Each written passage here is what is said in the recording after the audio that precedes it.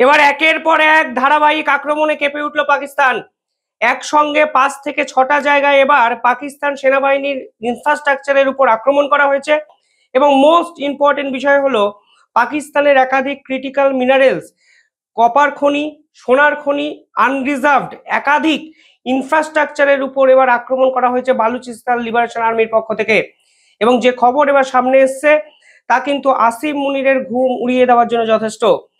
এক এক করে আমি আপনাদের প্রত্যেকটি বিষয় বলছি এবং এর জিওপলিটিক্যাল অ্যাসপেক্টটা বোঝার চেষ্টা করুন এবং বুঝুন যে এই মুহূর্তে যারা প্রতিনিয়ত ভারতকে হুমকি বা হুঁশিয়ারি দেয়, পারমাণবিক হামলার ধুমকি দেয়, তাদের বর্তমান সিনারিওটা ঠিক কোথায় গিয়ে দাঁড়ালো ধারাবাহিক এই বিপ্লব, এই আক্রমণের পর।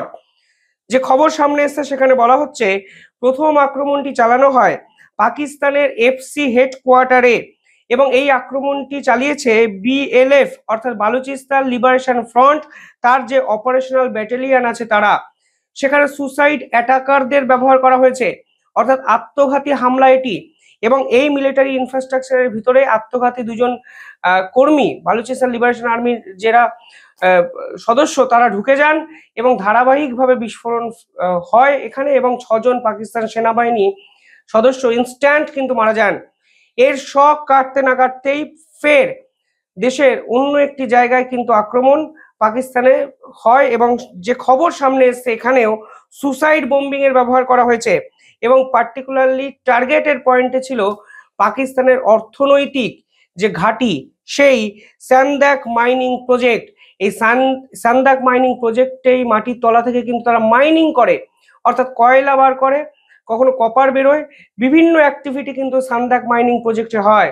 এবং ইম্পর্টেন্ট বিষয় আরো একটা বলে রাখা দরকার, এই সান্দাক মাইনিং প্রজেক্টে কিন্তু একাধিক বিদেশি ওয়ার্কাররা কর্মরত এবং এখানে কিন্তু চাইনিজ অফিসিয়াল, চাইনিজ ইঞ্জিনিয়ার এবং চাইনিজ ওয়ার্কাররাও কিন্তু এই সান্দাক মাইনিং প্রজেক্টে দিনের পর দিন কাজ করেছে এবং সেখানে আক্রমণের পর বিদেশিরা যে মৃত্যুর মুখে ঢলে পড়েছেন তা কিন্তু একাধিক জায়গার রিপোর্টে কনফার্ম হয়েছে।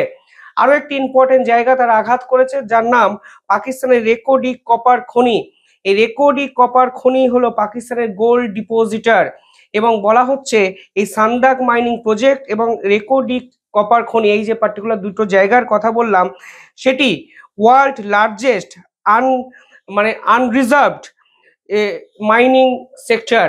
অর্থাৎ এই মাটির তলায় যে জিনিস আছে তা কিন্তু বিশ্বের অন্য কোথাও নেই এবং সেই উত্তোলনের কাজই কিন্তু চীন এবং পাকিস্তান একত্রে করছিল এবং তা কিন্তু সম্পূর্ণভাবে ধূলিসাৎ করে দেওয়া হয়েছে বালুচিস্তান লিবারেশন আর্মির পক্ষ থেকে।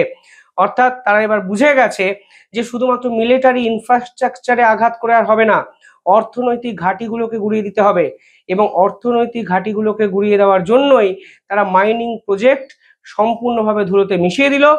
এবং শুধু মাইনিং প্রজেক্ট নয়, এখানে গোল্ড ওরিয়েন্টেড একটা বিষয় পাকিস্তানের কিন্তু উঠে আসছিল, যদি এই মাইনিং প্রজেক্ট তারা কমপ্লিট করতে পারে, হতে পারে সেখানে গোল্ড ডিপোজিটারের খোঁজও কিন্তু তারা পেতে পারত, যা আপাতত ভোগাম্মা চলে গেছে, যেখানে যাওয়ার ফিরে আসার কোনো জায়গা নেই।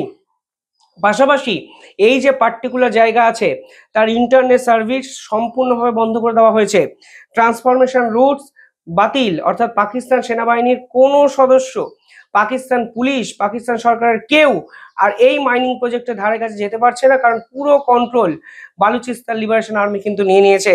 আরো ইম্পর্টেন্ট বিষয় হলো এখানে একাধিক আরবান যে সেন্টারগুলো আছে, শহরতলির যে সেন্টার যেখান থেকে সরকার বিভিন্ন রকম কাজকর্মগুলো নিয়ন্ত্রণ করে, সেগুলো কিন্তু সম্পূর্ণভাবে মাটিতে গুঁড়িয়ে দেওয়া হয়েছে।